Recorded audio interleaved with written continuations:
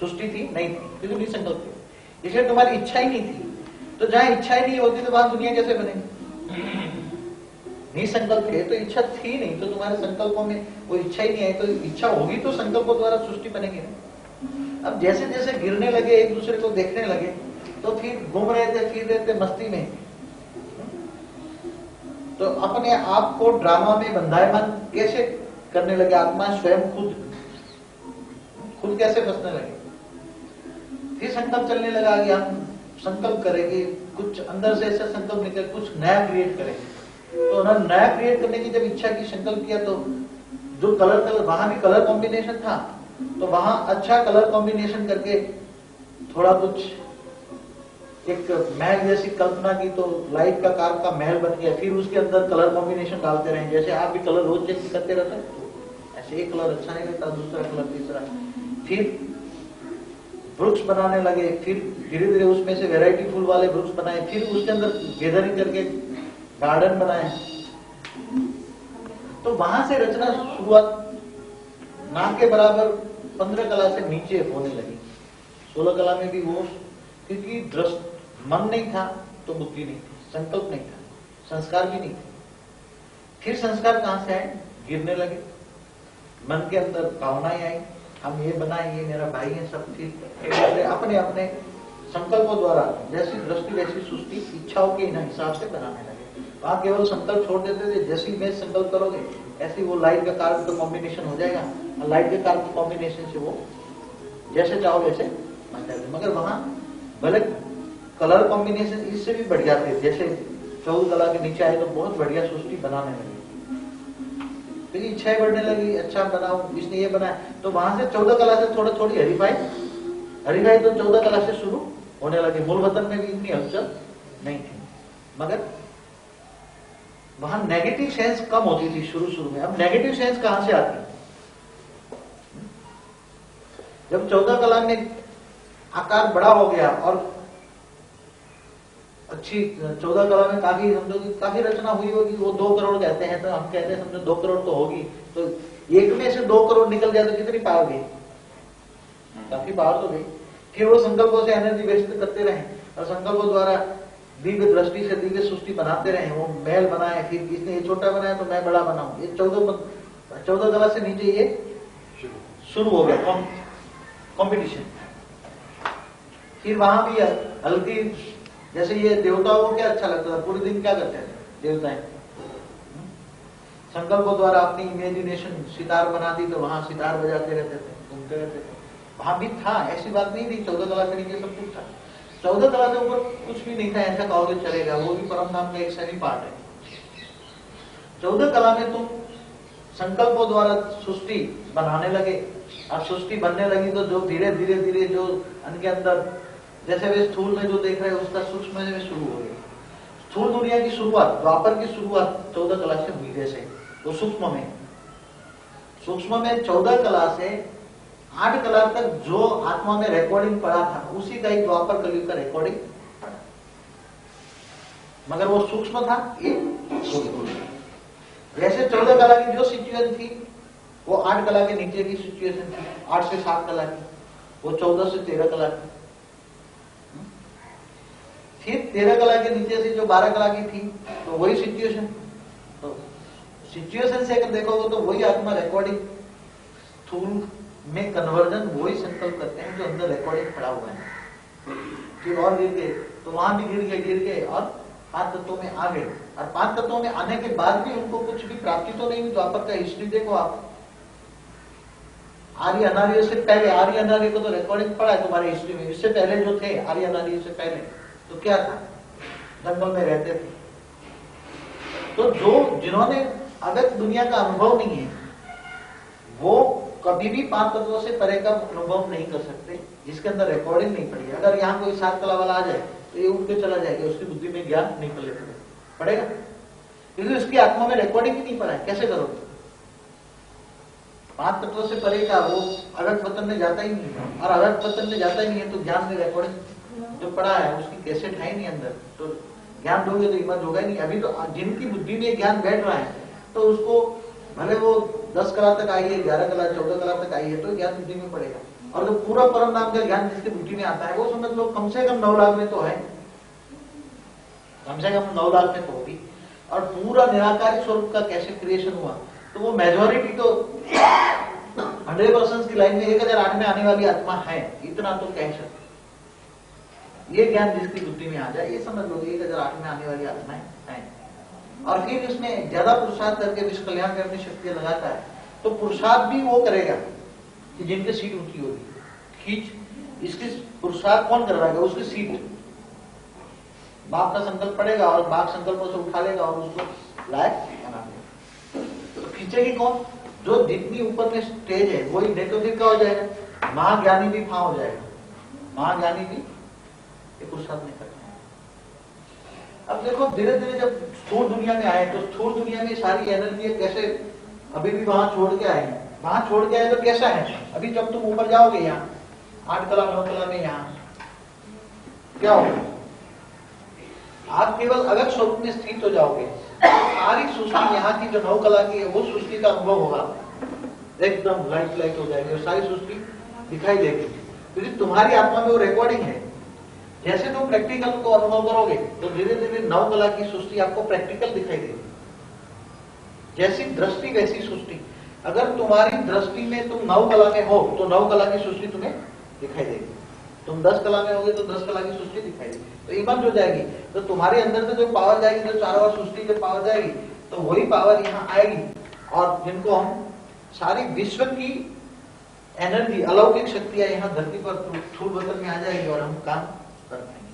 अब वो जो कल अधूरा पॉइंट छोड़ा था, वो कॉस्मिक एनर्जियां, अलौकिक शक्तियां, आत्मिक शक्तियां, वो कैसे आती और विश्व कल्याण कैसे हुआ, उसके लिए थोड़ा समझा रहे हैं। यहां तक समझ में आए? कल वाला ही रिपीटेशन, उसमें फिर स्थूल में ले जाकर फिर सूक्ष्म में और ले जाऊंगा, पहले अभी स्थूल में ले जाऊंगा।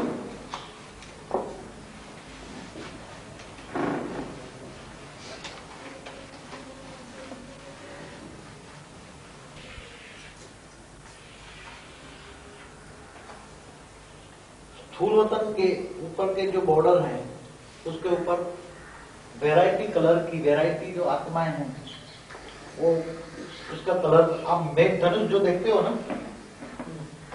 मेघ धनुष, वही पूरा मेघ धनुष यहाँ वैरायटी कलर में पड़ा हुआ है।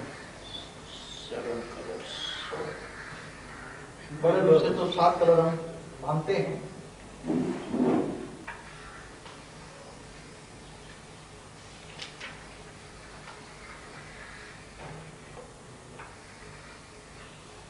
पूरा ये स्थूल वर्ल्ड का बॉर्डर है, स्थूल दुनिया का बॉर्डर है, और वो कितना बड़ा है, 150 अरब प्रकाश वर्ष। कितना बड़ा हुआ? साइंस पहले भी कहता है कि पहले इतनी बड़ी दुनिया नहीं थी, मगर धीरे धीरे दुनिया, स्थूल दुनिया भी बढ़ती गई। साइंस अब उसके अंदर ये सूर्य है, सूर्य के आसपास सभी ग्रह घूमते रहते हैं। ये बुध है, ये शुक्र है, बुध शुक्र, फिर ये पृथ्वी है,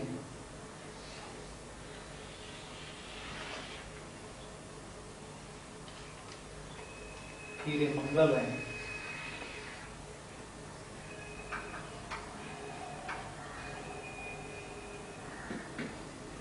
पृथ्वी है,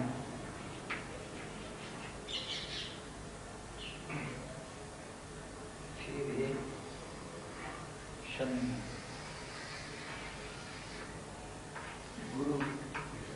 गुरु रहेगी, वही शनि के जगह गुरु, मंगल और पृथ्वी के बीच में आता है गुरु।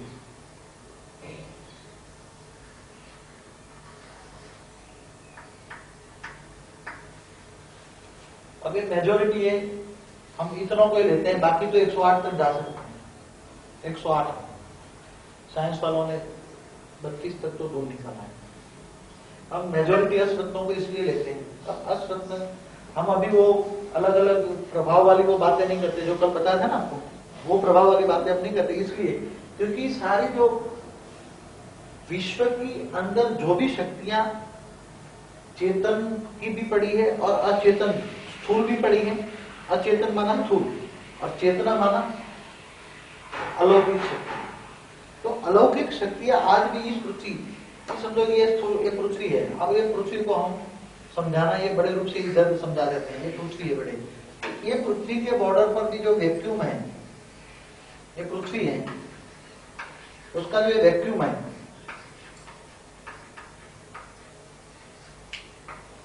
वो कैसे काम कर रहा है?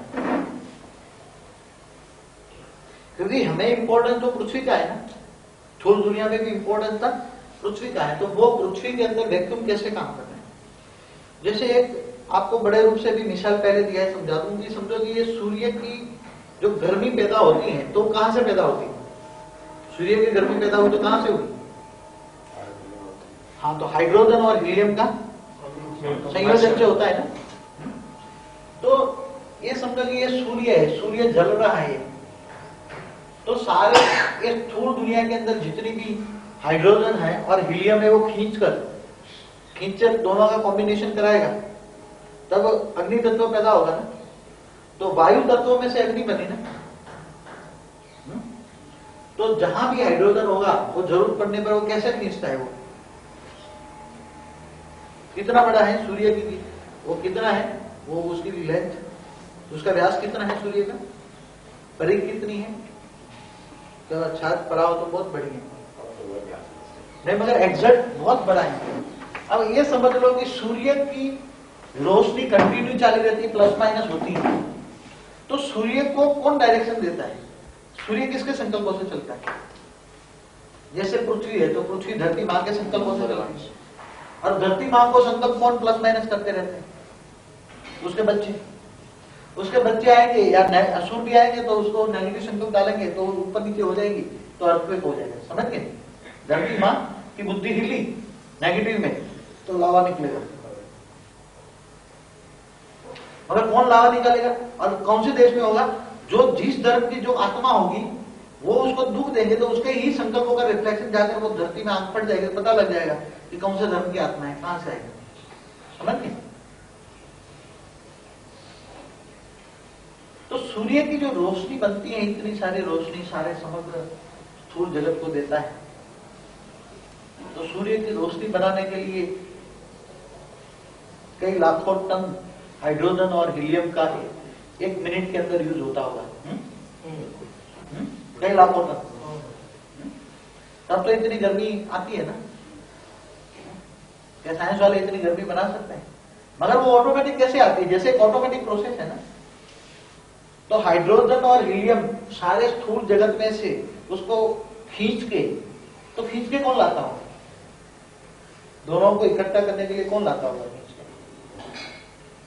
हाँ, हवा में तो हाइड्रोजन है, मगर हवा के अंदर कौन सा तत्व है जो उसको खींच के लाता है? वैक्यूम। तो वैक्यूम के अंदर भी ये तो तत्व हो गया, मगर कौन सी चैतन्य शक्ति है जो दोनों को खींच के ऑटोमेटिक करती है? माइट। अब माइट को भी डायरेक्शन देने वाला कौन होगा? जो ज्ञान सूर्य बाप है। तो दोनों की शक्तियों के बिना, तो जो ये रोशनी जो मिल रही है, ज्ञान की रोशनी जो देने वाला है, मगर किन के सहयोग के बिना नहीं दे सकता? लाइट और माइट की। जब लाइट और माइट दोनों इकट्ठे नहीं हो सकता तब तक ज्ञान सूर्य की रोशनी नहीं आ सकती। तो जब तुम पहले गिरे तो पहले धरती बनी, फिर ज्ञान सूर्य की रोशनी निकली। समझ गए? क्यों बना ज्ञान सूर्य की रोशनी? दोनों का संकल्प चला गया, ये तो अंधेरा हो गया, 7 तत्वों में आ गए, पृथ्वी तो बन गई मगर अंधेरा है, अब उजाला करो। दोनों के संकल्पों से वाइब्रेशन बना, वाइब्रेशन से हवा, सभी तत्वों वालों ने तत्व तो बना दिया था। तो उन्होंने केवल संकल्प दिया। तो संकल्पों में जो दोनों की संकल्पों में जो रेज गई, दोनों धरती पर बैठे थे तो दोनों ने एक संकल्प किया,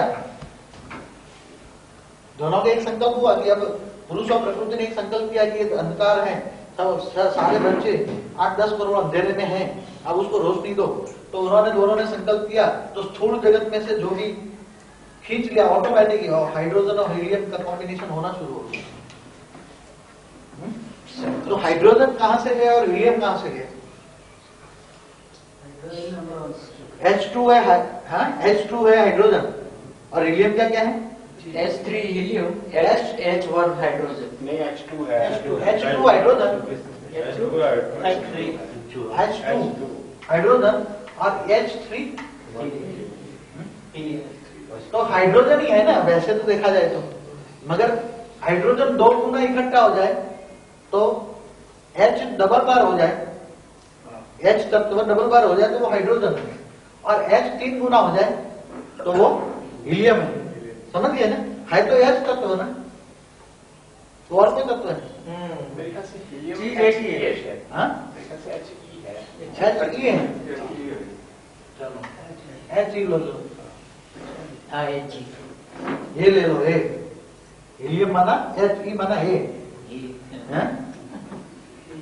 तो H2 कहां से बना और He कहां से बना? है तो वायु।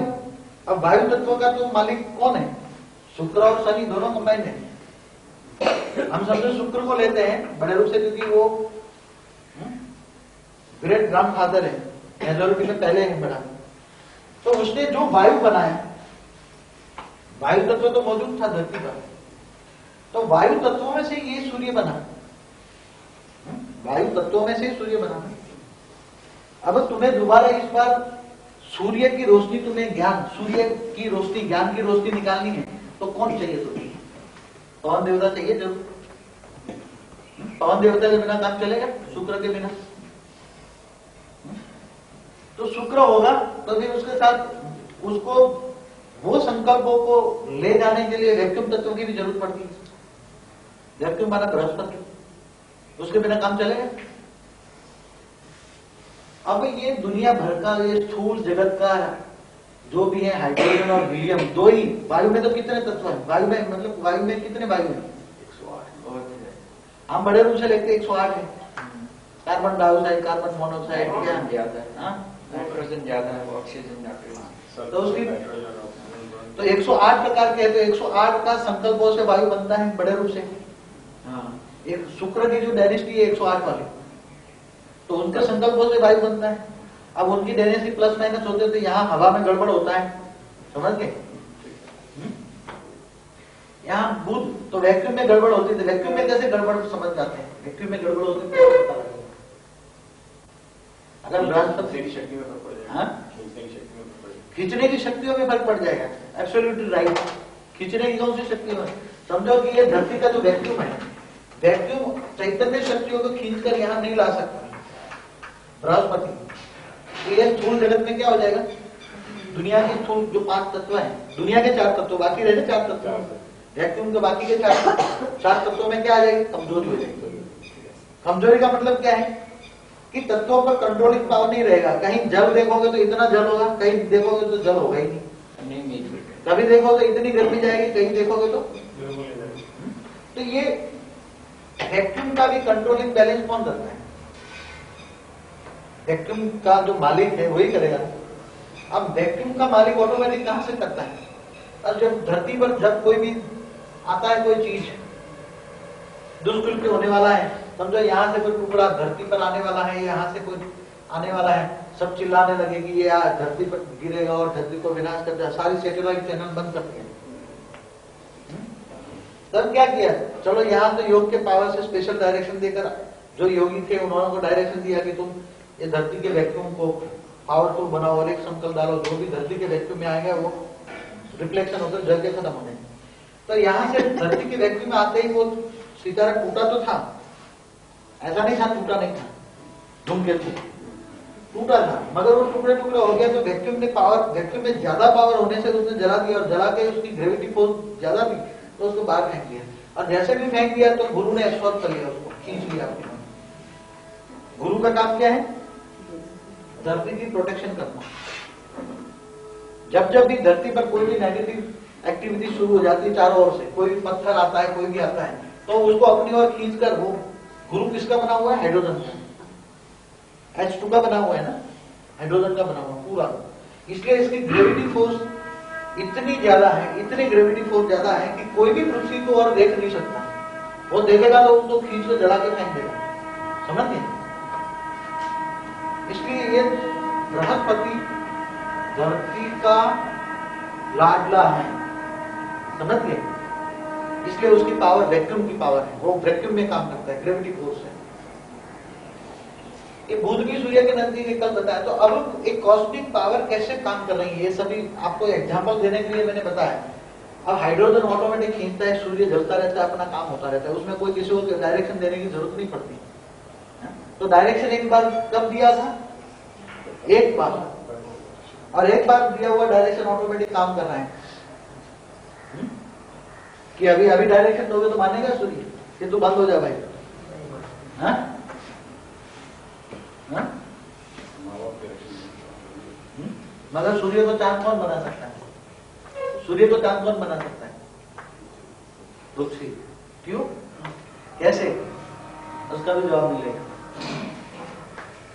अभी देखो, सारी दुनिया के अंदर हर कोई ग्रह है, सितारे हैं, उसके आसपास भी अपनी अपनी ग्रेविटी है। वो ग्रेविटी किसकी है? वो तो पत्थर है, तत्व है। तो तत्वों को चलाने वाला ये सूर्य के आसपास घुमाने की शक्ति किससे मिलती है? चैतन्य आत्मा से। चैतन्य, उसकी आत्मा से, चैतन्य ग्रहों से। अब चैतन्य ग्रहों में इतनी पावर है कि वो स्थूल बैठा हुआ कई अब्जों किलोमीटर दूर, उसका जो सैटेलाइट है, उसको क्या बोले? सैटेलाइट ही बोलेंगे ना, उसका उपग्रह कहेंगे, उसका ही अपना ही सैटेलाइट है। समझो, बुध का अपना सैटेलाइट स्थूल बुध है, वो घूमता रहता है। उसको घुमाने की तुम्हें पास शक्ति है, उसको तुम घुमा रहे हो, मगर तुम्हें यहाँ कोई चीज थोड़ी सी हिलाने की कहे तो तुम हिला नहीं सकते। अगर संकल्पों में इतनी पावर है तो तुम संकल्प करो तो उसको खींच के यहाँ ला सकते। तो भक्ति मार्ग में वो संकल्पों की बातें बताई, और संकल्प शक्ति का ज्ञान बहुत फिलोसॉफी में है, सबसे ज्यादा है ये संकल्प शक्ति का क्या ज्ञान है। अब सारी दुनिया तो कैसे चलती है, कैसे कोई कहेगा कि हवा, तो हवा भी क्रिएशन कहां से हुई? जब उसकी रेज निकली तो उसकी रेज के अंदर से हवा कैसे बनी?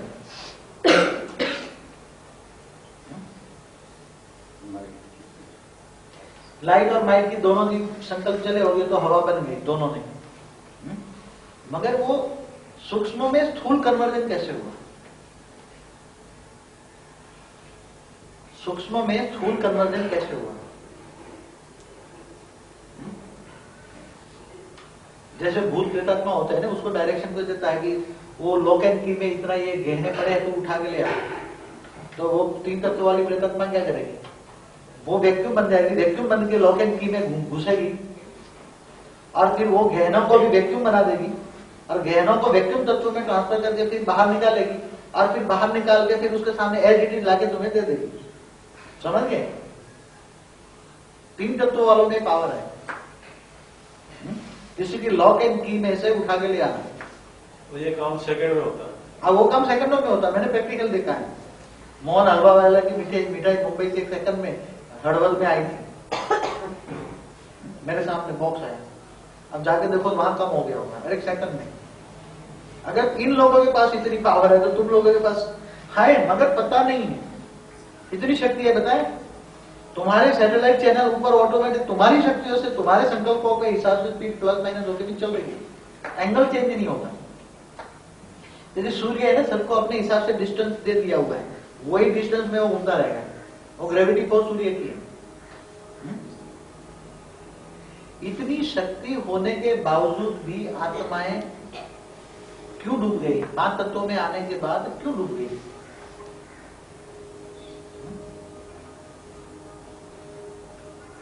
पहले तो सोचना चाहिए, चलो तुम परम धाम से नीचे आए तो संकल्प चले, संकल्पों में हैवीनेस आने लगा है, तो फिर 5 तत्वों में भी हम आए। तो वो कौन से, आप बता रहे कौन से कन्वर्जन हुआ? मैंने एक संकल्प छोड़ रखा था 2-2.5 साल पहले, जिन्होंने क्लास सुना होगा। क्या ऐसे ये टेलीफोन ऐसे निकलेगा कि तुम एक जगह भी एक चीज रख लो, समझो ये चीज तुमने टेलीफोन बॉक्स में रख लिया, तुम्हें दूसरों को ट्रांसफर करना है अपने रिलेटिव को, मैं ये अमरूद तुम्हें भेज रहा हूँ, तो टेलीफोन के बॉक्स में रख दो, चारों ओर ऐसे हो जाएगा, तो उसको वैक्यूम बना देगा, और वो सैटेलाइट के जरिए वैक्यूम बनकर आएगा, वो प्रॉपर डिजिट डायल पर, वो फिर उसी बॉक्स में आकर तुम्हारे सामने टपक गिरेगा। मैं संकल्प छोड़ दिया है, और अभी मुझे 6 महीने पहले कहीं न्यूज़पेपर में या न्यूज में मैंने देखा है कि ये इन्वेंशन अहमदाबाद के बड़ौदा के इंजीनियर है, उन्होंने किया है अमेरिका में। कि कोई भी स्थूल तत्वों का कन्वर्जन करके नी तत्वों में कन्वर्जन करके जहां भी बेचना है तो बेच सकते हो, और वहां एज इट इज रिप्रोड्यूस हो जाएंगे। समझ गए? साइंस वालों में इतनी शक्ति है। साइंस वाले कई करोड़ों किलोमीटर दूर से ऊपर से उसका कैमरा यहाँ की धरती के अंदर क्या है वो दिखाते हैं कि पेट्रोल है या सोना है या चांदी है, वो फोटो भेजते हैं, और हमारे पास कुछ भी नहीं है ना। तो तुमसे महान कौन हो गए? तुम्हारे बच्चे, ग्रैंड चिल्ड्रन, तुम्हारी रचना तुमसे महान हो गई ना। अब वो रचना खुश है क्योंकि उसको जो इन्वेंशन हो रहा है उसमें मजा है, मगर तुम्हें जो स्थूल चीज हो गई मौज नहीं आता। तुम्हें क्या चाहिए कि मुझे यहाँ ट्रेन में टिकट लो फिर बैठकर मुझे दिल्ली जाना, मुझे पसंद नहीं आता। मुझे तो ऐसी चीज चाहिए, एक संकल्प किया और दिल्ली में जिनके सामने जाना है उसके सामने खड़े हो गए, आप फिर आ गए, वो चीज चाहिए। ऐसी चीज चाहिए, जादुई चिराग अलाउद्दीन खिलजी का, जिसको अलाउद्दीन क्या कहते हैं? अलाउद्दीन। तो कौन सा अलाउद्दीन का जादुई चिराग तुम्हारे पास है कि नहीं है? चलिए बताओ। है तो आगे बात करेंगे, नहीं है तो भी क्लास बंद करें। लाइट है ना अपने पास। पहले तो पता होना चाहिए कि मेरे पास है, इतना तो मतलब 100% कॉन्शियस होना चाहिए कि मेरे पास ये है। अल्लाहुद्दीन का चिराग मेरे पास है, मगर उसको घिसना है ना, तब आता है ना जिन। घिसे तो है। तो तुम्हारा जिन कौन है? तुम किसको घिसोगे तो वो जिन क्रिएट हो जाएगा, फिर तुम्हारा काम करता रहेगा। अगर वो फ्री हो गया तो फिर तुम्हारे को ही परेशान करेगा। नहीं, इसलिए काम देते रहो। कोई काम नहीं मिले तो सीढ़ी बना के देते रहो, तू चढ़ते उतरते रहेगा। जैसे चंद्र को डायरेक्शन दिया कि तू चढ़ते उतरते रहेगा, प्लस माइनस होता रहे। चंद्र को रात तक प्लस माइनस होता रहता है ना। तो सबसे बड़ा जीन वो होगा ना, वो कहना मानता नहीं होगा। तो माँ ने देखा कि बच्चा कहना नहीं मानता तो उसको डायरेक्शन दिया, तू प्लस माइनस होता रहे। चंद्र को श्राप दे दिया ना। तो कहने की बातें शास्त्रों में भी हैं, हिस्ट्री में भी हैं, ज्योग्राफी में भी हैं। बाप बैठ क्या बताते हैं? रामायण की बातें, महाभारत की बातें, सारों शास्त्रों की बातें, फिर साइंस की बातें, ज्ञान विज्ञान साइंस है, फिर हिस्ट्री की बातें, ज्योग्राफी की बातें, जो भी बातें दुनिया में आई है वो कहां से आई, वो सब बात बैठ समझाते हैं। क्यों समझाते हैं? बच्चों को ये समझाकर हिम्मत करते हैं कि हे बच्चे, तुम्हारे पास क्या नहीं था और भिखमंगे बन गए। क्या भिखमंगे बन गए? उनके पास अपनी शक्तियां न होने के कारण ये उड़ नहीं सकते, तो भिखमंगे हुए ना। जाना है बिना टिकट, तीनों लोग में व्याप्त, और जिनको दिल्ली जाना है और टिकट लेना पड़े तो कितना मुसीबत। तीनों दुनिया में घूमने फिरने वाले और दिल्ली जाने के लिए टिकट लेना पड़े और टिकट की लाइन में खड़े रहना पड़े। स्वामीनारायण के मंदिर में अगर स्वामीनारायण को भी जाना पड़े तो टिकट लेना पड़े। वो भी लाइन में खड़ा रहे, अपनी मूर्ति देखने के लिए लाइन में खड़ा रहना पड़े। ये कौन सी मजबूरी है तुम्हारे पास? तो ये 5 तत्वों को किसने मान के क्यों रखा हुआ है? किसने बांधा? अपनी इच्छाओं ने। अपनी इच्छाओं से संकल्प चलते रहे, रचना बनती है, इतनी रचना बने कि पता ही नहीं है। नींद में से जब उठे, जब पता लगा कि तो हमारी तो रचना इतनी बढ़ गई है, अब वो चिल्ला रही है और उनको कुछ मिल नहीं रहा है, तो अब तुम उसको कुछ दो तो ठंडा हो जाए, तो वो फिर तुम्हें घर जाने देंगे। तो ये कॉस्मिक एनर्जी से काम होगा। अब उसको तुम्हें देना है कुछ, तुम्हें उनका पीछा छुड़ाना है, पीछा छोड़ा के भागना है। विष्णु चालाक था ने क्या किया? माया का प्रभाव इतना बढ़ा दिया, सबको सोला दिया, तुम सो जाओ, मैं चुपचाप चला जाऊं। क्या किया इन्होंने? संकल्पों से जो मर्जी नहीं थी, इसको नहीं आने देना, संकल्प चला दिया, नहीं चलो बेटा। क्यों? उसने संकल्पों से देख लिया ना कि ये नहीं चल सकता, जिस कल्याण में आत्मा नहीं चल सकती। उसने संकल्पों से, वो जाना तो चाहता था, जाना तो चुपचाप चाहता था। रण का मैदान छोड़ के कहां से आया? सागर के बीच में सोने की द्वारका बना के आराम से सो गया। चलो आए नहीं मेरे पास, गुजरात में आया ना। वहां तो रण का मैदान छोड़ दिया था, रण छोड़ बन गया। किसकी लड़ाई हुई? कालिया वंश। जरासी। काल यवन से जरा से वो काल यवन पीछे पड़ा था ना, तो उसको फिर जलाकर वो आ गया गुप्त होकर। तो वहां क्या ज्ञान क्या था? बाप दादा, तो बाप कौन और दादा कौन? ये दादा बनकर बैठा हुआ है, बाप के बाप को दादा कहा जाता है, समझ लो। तो उसके साथ किसके साथ आया? बलराम के साथ। तो बलराम कौन था? उसे नंबर 1 के अंदर भी बुद्धि रिफाइन नहीं थी। इसने तो शिव को बलराम माना, वो मेरा सहयोगी बड़ा है। अब दोनों आ गए सोने के द्वार का, छिप गए। कहां छिप गए? सागर के बीच में अंदर चले गए, कोई पकड़ न ले, गुप्त में। फिर सोने की द्वारिका। तो आज ये सभी आत्माओं की, जो विष्णु आत्माओं की यही हालत है। वो किसी से लड़ाई करना भी नहीं चाहते हैं, शांति भी चाहते हैं देवताएं। शांति से अपना जो स्व का अधिकार है, स्वमान में टिकना भी चाहते हैं, स्वरूप में टिकना भी चाहते हैं, मगर टिक नहीं पाते हैं। और क्यों नहीं आती? क्योंकि चैतन्य शक्तियां यहाँ कमजोर है सारी सृष्टि के अंदर, इस स्थूल दुनिया के अंदर। अब टिकने के लिए क्या करोगे आप? एक ग्रह की तो बुद्धि चारों ओर घूम रही है ना, उनकी बुद्धि चारों ओर घूम रही है, सच्चाई नजर नहीं आ रही, इसलिए चारों ओर उसकी बुद्धि घूम रही है। अब सच्चाई जब नजर में आएंगे तो क्या करेंगे? चैतन्य शक्तियों को इस धरती पर लाओगे तो क्या होगा? चैतन्य शक्तियों को इस धरती पर लाना है, क्या करोगे लाने के लिए? ऊपर बहुत चैतन्य शक्तियां पड़ी है ऊपर में, उसको लाना है, चारों ओर से लाना है। इतनी चैतन्य शक्तियां हैं, इतना खजाना है, मगर संकल्पों की शक्ति का खजाना यूज नहीं करने के कारण, संकल्पों पर रूलिंग एंड कंट्रोलिंग पावर नहीं होने के कारण, ये चैतन्य शक्तियों का खजाना तुम धरती पर नहीं उतार सकते हो। इसलिए अपना स्वरूप का भी मर्ज नहीं कर सकते हो, अपने स्वरूप में बैठ नहीं सकते हो, इसलिए कुछ भी नहीं कर सकते। पहले तो अपना स्वरूप का नॉलेज होना चाहिए कि मेरा दिव्य स्वरूप कौन सा है।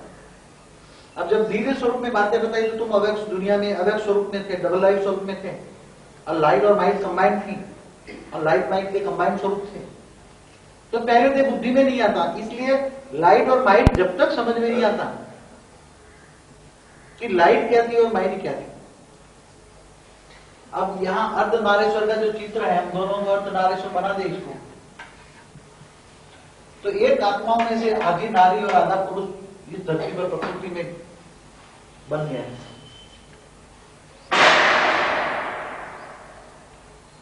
सभी दोनों अलग अलग हो गए।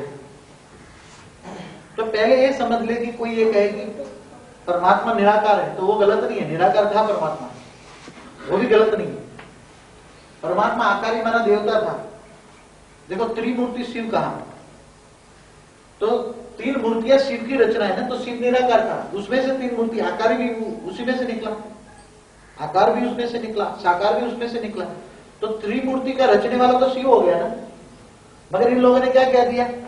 शिव अलग है और 3 रचना अलग है, मगर उसी में से निकली है।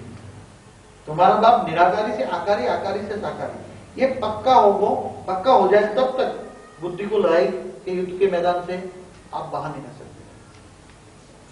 कि निराकारी अलग है, आकारी अलग है, साकारी अलग है, नहीं। वही निराकारी था, वही परमधाम का मालिक था, वही निराकारी से आकारी बना और वही आकारी से साकारी बना, और जब वो साकार में है तो सारी सृष्टि साकार है। अब वापस घर जाना है तो जब तक ये 3 शब्दों पर निश्चय बुद्धि नहीं होगी, नहीं तो क्या होगा? शिव निराकार ने ये उनकी त्रिमूर्ति रचना है, त्रिमूर्ति उसकी रचना है, अलग कर दिया ना 3 मूर्तियों से। मगर 3 मूर्तियां तो वही है, वही ब्रह्मा बाप और ब्रह्मा माँ, 2 है। ब्रह्मा बाप भी है, जब ज्ञान देता है तो ब्रह्मा बाप है, और जब ब्रह्मा माँ भी अलग है। ब्रह्मा तो प्रजापिता कब होता है? जब ज्ञान देता है तो तुम्हारा माँ है, और बाप कब होता है? जब डांटता है। बाप का काम क्या है? बच्चों को अच्छी तरह डांटना, जो सीधा न चलता हो, तो ज्ञान से डांटना। कैसे डांटना? ज्ञान का डंडा। कभी देखा है ज्ञान का डंडा आपने? ज्ञान का डंडा खाली हवा में चलता है, वो खाली हवा में चलता है। अच्छा, हवा में चलता है। तो शंकर को क्रोधायमान दिखाते हैं ना, जब वो पढ़ाते हैं और अगर स्वरूप में रहकर पढ़ाते हैं और फिर यहाँ वायुमंडल खराब हो जाता है तो फिर क्या बनती है? शंकर समान ज्वालामुखी बना गुस्सा, गुस्से से ज्ञान का डंडा। हाँ, मार तो नहीं सकते ना, चुली से क्या करेगा? बाप क्या करेगा? गुस्सा करेगा। हाँ, तो वो बाप है। तो कहने का मतलब है कि माँ और बाप का दोनों का पार्ट तो बजाते, इसलिए भक्ति मार्ग में क्या कह दिया? तुम ही हो माता, तुम ही हो पिता। ठीक है, कह दिया गलती से, तुम ही हो सर्वम मम देव मदेव, तुम्हारे लिए सब कुछ हो। इसलिए कईयों से मुझे बहस करना पड़ा। हाँ? सर्व संबंध बाप से निभाओ। मैंने बोल दिया मेरे के केवल एक बाप, मेरा मानना है तो बाप मानो, टीचर मानो या सतगुरु मानो, बाकी और संबंध मुझे किसी से निभाना नहीं है। हाँ? क्यों? क्योंकि राम ने कभी देखा, राम हमेशा क्या रहता था? एक नारी सदा बाल ब्रह्मचारी। तो विश्व कल्याण के लिए क्या सिलेक्ट करना पड़ता है? पहले तो विश्व कल्याणकारी आत्माओं को सिलेक्ट करना पड़ता है। विश्व कल्याणकारी आत्माओं में एक ज्ञान होना बहुत जरूरी है। धीरे धीरे ज्ञान बुद्धि में इमर्ज हो जाएगा। ये अभी जो पढ़ने के जो संस्कार पड़े हुए हैं ना, पढ़ाई, जो पढ़ाई पढ़ता है तो जरूर वो एक दिन आगे पढ़ने से निकल जाएगा। क्या निकल जाएगा पढ़ाई में? पढ़ाई में आगे क्या निकलेगा? अभी तो मन की बुद्धि सोचते हो, फिर सोचकर सागर, ज्ञान सागर मंथन करते हो, डूब जाते हो, फिर अगत स्वरूप में जाते हो। और जब अगत स्वरूप में जाते हो तब तुम्हारी पढ़ाई क्या बनती है? प्रैक्टिकल एक्ट बनती है। अभी केवल पढ़ाई है, अभी केवल ज्ञान है, ज्ञान स्वरूप नहीं हो। और जब ज्ञान स्वरूप बनोगे तो ऑटोमेटिक योग स्वरूप बन जाओगे, और ज्ञान योग स्वरूप कंबाइन बन जाओगे तो धारणा स्वरूप और सेवा स्वरूप हो ही जाओगे। थोड़ा भी 10-15 मिनट का ब्रेक लेते हैं, फिर आगे बढ़ते हैं। इसको थोड़ा तो आपको क्या करना पड़ेगा? विश्व कल्याणकारी आत्मा है, विश्व का कल्याण कैसे करें?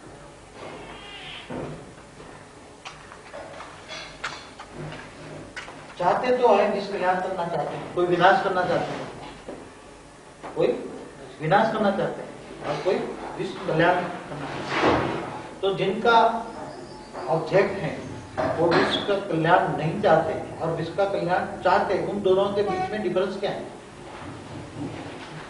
विश्व का विनाश क्यों चाहते हैं लोग? उसके दिमाग में भी विश्व का विनाश करने का आया कहां से? वायुमंडल में स्प्रेड ओवर हो गया कैसे?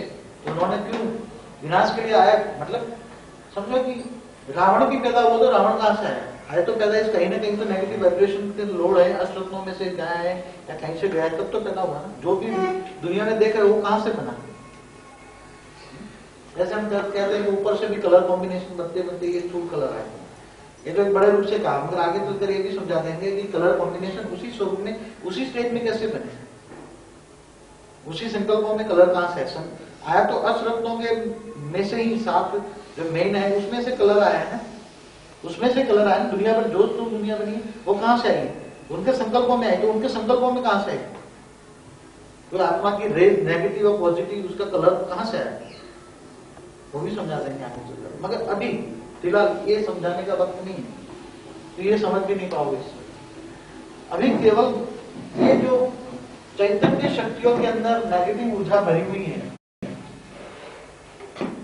ये स्थूल दुनिया के अंदर नेगेटिव ऊर्जा, नेगेटिव माना ज्यादातर लोग नेगेटिव हैं। नेगेटिव अब कौन फैला रहे हैं? 9 लाख तो माइक है, 9 लाख माइक किसके हैं? 108 के डायरेक्ट माइक। 108 जो सोच रहे हैं वो 9 लाख करते हैं, और 9 लाख से वाइब्रेशन होकर स्थूल दुनिया बनाते हैं। तो 108 के मीडिएटर कौन है? 9 लाख। 9 लाख उसके माइक है। 108 जो सोचते हैं वो 9 लाख सोचते हैं, वो करते हैं, और फिर वो प्रैक्टिकल में आम दुनिया में। तो तुम्हारा सोचना ही बदल जाए। अब जो विनाशकारी है, जो बीज भी कहीं छटनी होके कहीं ना कहीं इधर 108 वाले भी कहीं इधर उधर पड़े हैं, कोई साउथ अफ्रीका में पड़ा है, कोई कौरव सभा में पड़ा है, कोई यादव में पड़ा है, कोई इधर भी पड़ा है। मगर अभी नेगेटिव, फिलहाल नेगेटिव वाइब्रेशन दुनिया में युद्ध हो रहा है।